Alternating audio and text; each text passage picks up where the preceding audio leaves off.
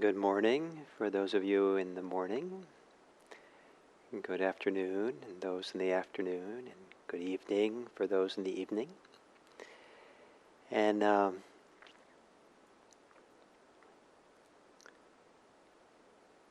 just have a few words I'd like to say this morning. First, as an introduction, as I think you all know, that we are either have front row seats for a historical event of great proportion, or we are on stage in the middle of this great event, the coronavirus, and how much it's shaping and changing the world. And yesterday I was given something that came off the internet.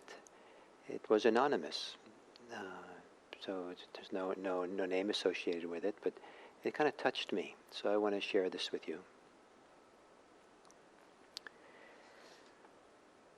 When you go out and see the empty streets, the empty stadiums, the empty train platforms, don't say to yourself, "It looks like the end of the world." What you're seeing is love in action. What you're seeing in that negative space is how much we do care for each other, for our grandparents, for our immune-compromised brothers and sisters, for people we will never meet. People will lose their jobs over this. Some will lose their businesses, and some will lose their lives.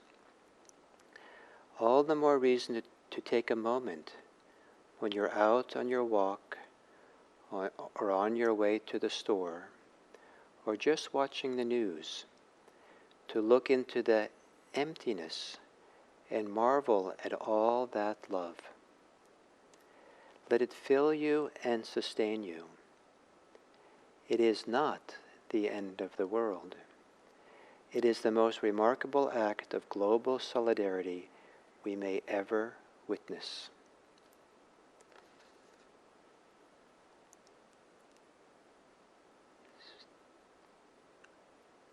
I would like to live in a world where we care for each other as neighbors, as friends, as family, as community, and that those of us who are able to shelter ourselves, that it is an act of love. It is a way of caring for this world and the people around us, and that those who have essential work that has to be done, that also is an act of love, that they're taking care of our society, taking care of all the rest of us in ways that we may never appreciated, that they were essential and necessary for what we need to do. I'm touched by the people who work in stores, and they're putting themselves in the middle of a place where people are coming, and all kinds of people coming. People maybe don't know that they're contagious even. And they're working there, supporting us, feeding people, and making sure that we can continue. I think of it as an act of care and generosity. I think of the people working in hospitals and doctors, nurses, administrators, the people who clean and sterilize the hospital. There are all kinds of levels of people who are there caring for people. It's all, right now, it's a time for the whole world to care for each other.